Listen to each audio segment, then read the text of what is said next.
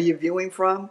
This is Laura Thompson with TAAN TV, the African American Network, where we have a local feel with a global reach, and it's Women's History Month.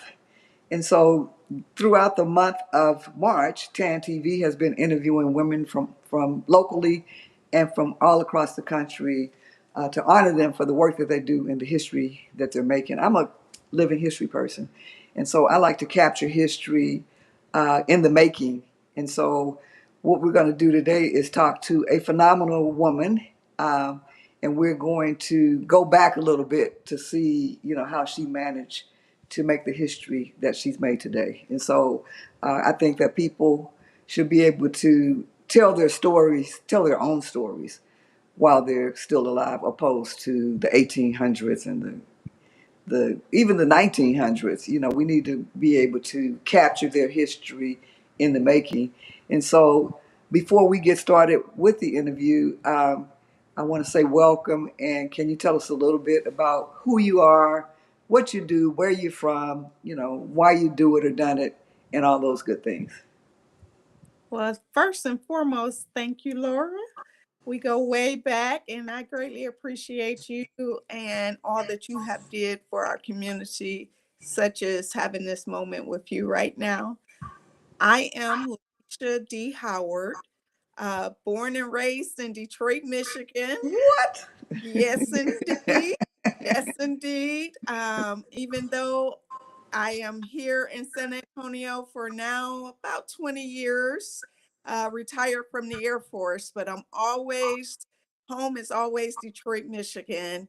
Regardless of what country I've been to, home is Detroit, Michigan. You can never take Detroit from a person who's born and raised. They may Wow. say they from Detroit, but you will know someone who's truly from Detroit. And that's one right here at heart. Uh, Wow. so I left at an early age, 17, and joined the Air Force, where I had the pleasure of wearing many hats in the Air Force, from recruiting to intel to admin to protocol. I got the opportunity to travel the globe. I've been to Africa. I've been to many different campaigns in the Air Force. Campaigns mean combat veteran at this point now. I've been all over Europe, Germany, England, Italy. So you name it, over in Europe, I've been. I never got to the Pacific, so I didn't get to Japan. Wow. Unfortunately, but I will get there someday. Then retire here in San Antonio, where I currently continue my servitude to America's heroes in my current position at a particular agency for the government. And I also own my own business, multiple businesses, shall I say. I have, let me see, So so food. let's stop right there. So let's stop right there, and we're gonna go back to Detroit, Okay. where you were born. Where you were born in Detroit? Yes, ma'am. Okay. And so that was the chocolate. They call DC the chocolate city, but I think that Detroit is the true Oh, chocolate city. Yeah. yes, indeed. So what was it like growing up in Detroit? Oh my goodness. It was great, but you wouldn't be able to tell. I was bad. So You were for what? me, I was a bad kid growing up. I did everything that I wasn't supposed to do. Well, you were So for adventurous. me, it was fun. I had a blast. I was into a little bit of everything, until, one day, things took a turn and I had to do something different. I ended up having to go to an all-girl Catholic school. Um, it was a lot that you can easily get into in Detroit. And if I could get into it, I was into it. Not by way of my mother making a good living arrangements for my family, but because I chose to go into areas that I shouldn't go into. So, dumb, naive, wanting to be grown before my age. So that's how it was for me growing up. Large family, blended family, lots of cousins who were considered my sisters and brothers. So it was great to me growing up in Detroit. Wow. So it had to be, fun. I always um, wanted to grow up around a lot of African Americans. But, I grew up in San Antonio, so that we grew up in neighborhoods where it seemed like it was, a lot of African Americans, but like Detroit and DC were the cool places for me to Yes, dream. the So, style, we dress and we got that style, that swag and everything. wow. So you said that you have a lot of siblings Yeah. and relatives. So how many siblings did you grow up So with? I grew up with two sisters. I'm the oldest of the two sisters, but as I said, we were a blended family. So I also had five brothers as well. Wow. So that's always good to have that protection. The Yes. brothers. Yeah, that's always good. That's always good. So you grew up and you were adventurous when Yes, to when you say the were least. when you were younger, right? And Good so way of then putting it. well, whatever you're exposed to, it's hard to not, venture out and see how everything works. And Yes. so there's nothing wrong with that. But you made it past that. And so what made you decide to go into the military at 17? So there was a situation that had occurred, and my life could have been taken, and it wasn't. And my grandmother cried, and that was the first time I ever seen my grandmother cry. And I was like, I gotta get the heck out of here. I'm going to either be in jail, in a grave, or have a bunch of kids. And that week, December 1991, I went to a recruiter's office and said I want to join the Air Force. And I took the ASVAB, and December the 10th, 1991, I was sitting in basic training for the United States Air Force. It happened that fast. My grandmother signed for me to go in to the Air Force, and that was it. And I never had to worry about my grandmother crying because of my actions that I was doing that was not according to how I was raised by my grandmother and my great grandmother and my mother. So, that was the biggest change in my life that I had the opportunity to make at a young age. Wow. So did you have to, you enlisted, but did you have to take tests? Did you have to be accepted, or you just enlisted and you were accepted? So, as some may know, you take a ASVAB test, which I scored pretty high on. And then you take your physical, and then your job selection, and then you hurry up and wait until it's time for you to ship. So what I told my recruiter was I need to get out of here immediately. And literally from day one of going into the recruiter's office and 10 days later, I was in basic training. And Wow.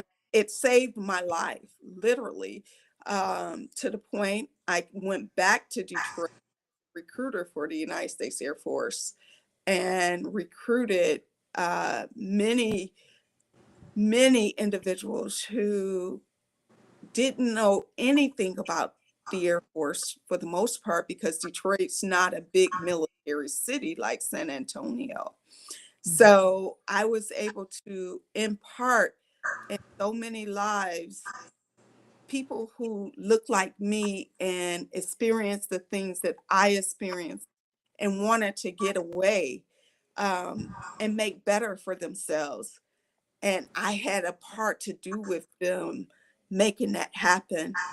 So I went back to recruiting, back to Detroit after spending many years overseas, and did recruiting for many years as well before moving to San Antonio and retiring here from the Air Force.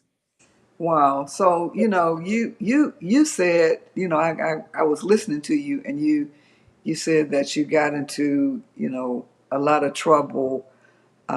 I have an opportunity, and I still do when I can, is work with young people, and it seems that the ones that are more adventurous and try more things, or have a high level of intelligence, and so you were able to make a decision. Okay, I don't want to do it like this, but you still said you scored, really, really high on the exam to get into the military.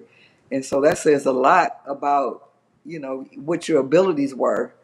Back then, you probably just didn't come up in that environment where you could, exercise those, or you chose a different path. But Oh, that's I awesome. came up in an environment where I can exercise my abilities. I just chose not to Okay. during the, I chose to do things that I found interesting. You know how a kid is sheltered, Mm-hmm. and when they get from out of that sheltered environment, they just cut loose. So Mm-hmm. I was one of those kids. You know, my Wow. mom was a blue collar worker. She worked at the plant, plus she worked at Blue Cross Blue Shield. So, you know, we were middle class. She purchased her first home at a young age. So it's not that the the seeds of positivity were sown into me. It's just the things that I gravitated to when I was coming up that I found interesting because it Mm-hmm. wasn't an everyday opportunity for me. Wow, wow. So now, so you're 17. You go into the military. So what profession did you choose, or what career path did you take? So in order for me to hurry up and go, I took a administration position because I again needed to get out of Detroit. And because of that, um, position was open at the time. Administration was one of those positions that you can go into multiple areas in the Air Force. Um, I took the first thing I could take. And again, going into the Air Force in an environment where military isn't, um, prestige as it is here in San Antonio, I didn't know anything. I just knew I had to go Wow, somewhere other than Detroit in that time. So I took a job as administration, which paid off because it opened up many different doors for me. I was a recruiter. I was also, I worked in the protocol office. I worked in Intel for some years as well. So, multiple positions. One of the things that my mom always told me is you have multiple tools under your hat. You have to have your toolbox filled because you want to be able to get on any person's level regardless of who they are. So mm-hmm. she instilled that in me, so I carried that into the Air Force. So I cross-trained multiple times into different positions, that allowed me the fortitude to be able to have different experiences to impact my future. So I always thought what my future was going to be like, what I needed to have in that moment to progress me to the next step. You know, if I have to pivot, I need to be able to have something to pivot to. So I always had that thought process, when I was in the Air Force. So anytime I got a chance to go on a deployment prior to having my first child, I was there. Or if I could cross train, or you name it. It's always under a mentor who taught me how to become better. Wow. So that's phenomenal. So you're tuned into It's Women's History Month on TAAN TV, the African American Network, where we have a local feel with a global reach. And we're going to take a quick break and then we'll be right back to learn more about LaKeisha.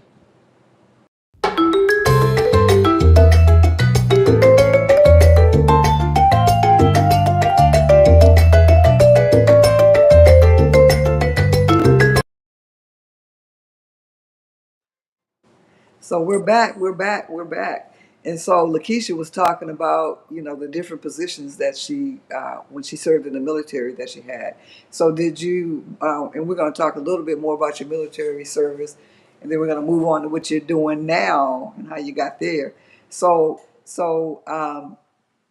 did you ever go into combat uh, while you were in the military? I know you traveled a lot. Yes, so I am a combat veteran. So I've been to, I was in Desert Storm, Wow. Iraqi Freedom, a couple of other campaigns as well. Wow. So that's phenomenal. And you're still standing. You're still standing. So you Yeah. retired, you left the military. Did you retire or you're a Yes, veteran? retired Air Force veteran. Okay, so you retired here in San Antonio. So y'all tuned Yeah. into San Antonio right now, but it's going everywhere. But you retired in San Antonio. So what did you do after that? So I have once I retired, you did something for majority of your adult life. You just, you're nervous, you don't know what's next. So I started my own business. I went into real estate for, after retiring initially before taking a position where I currently work at another government institution or um, agency, however you want to put it. So I started doing real estate right after retiring here in San Antonio because I knew that we were going to make San Antonio home. My husband is from Ohio. I'm from Detroit. Neither one of us wanted to go back to either location.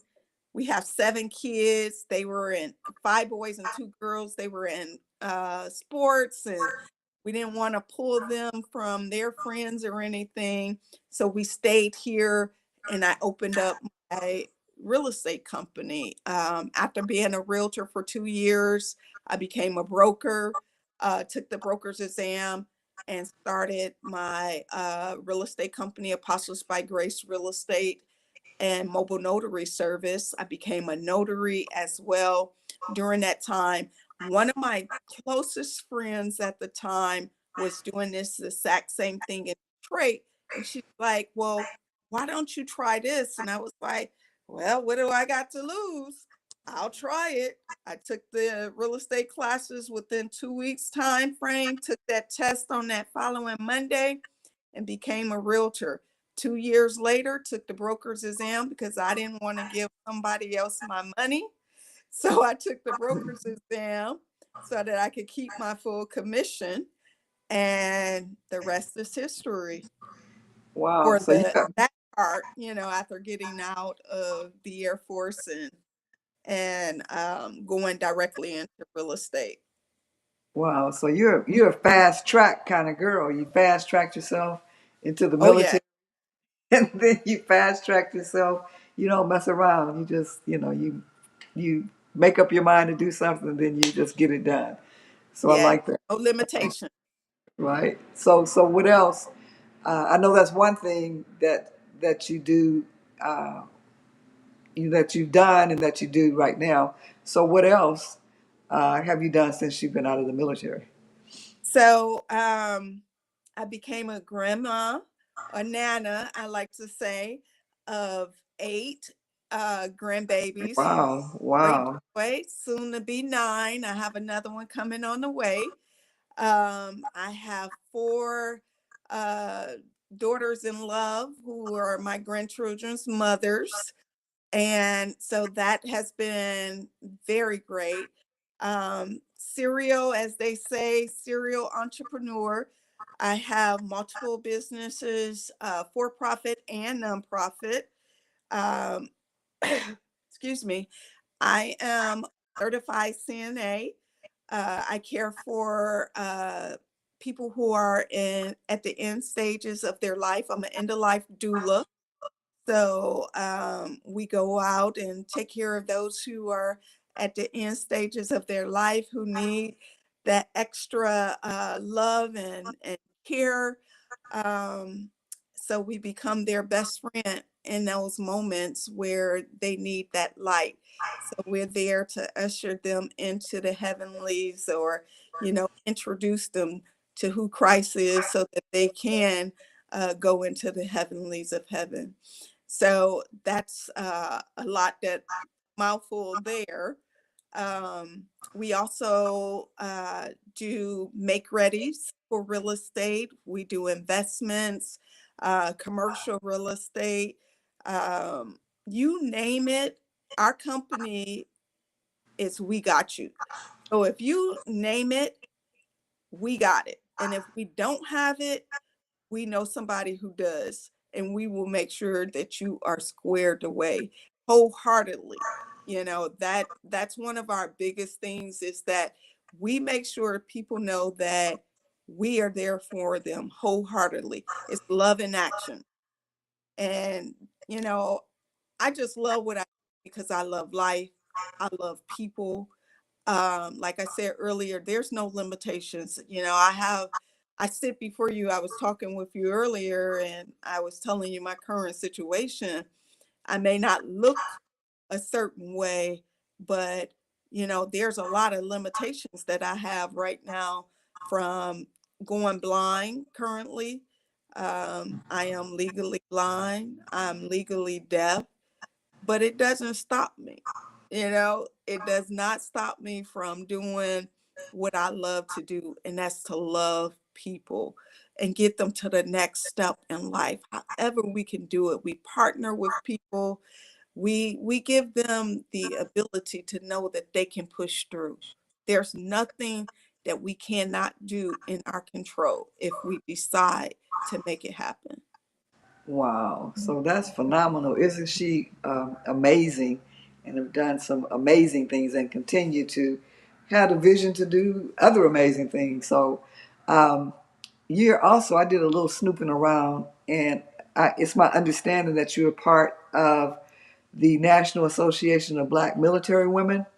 Yes, I am proudly to say I am. I'm the president. Uh, Wow. I'm not the president. No, no, no, no. I don't know. We have a phenomenal president, Mary Hayes. I'm the vice president Okay. Okay. of National Association of Black Military Women, San Antonio chapter. Wow. So what do you do? What type of services or activities do y'all participate in, or do y'all offer?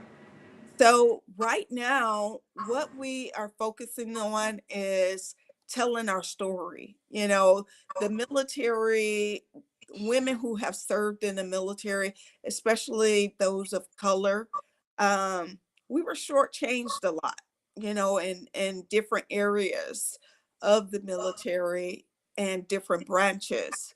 So we have come together to tell our story, and our story in the organization is based on the movie that Tyler Perry did, 6 888, a phenomenal movie, a not quite perfect depiction of the service women, but close enough. So our organization is based on that particular era in time, 6 888. But for here locally, what we're focusing on is gathering those stories of our members, as well as our community ladies as well, to tell their story.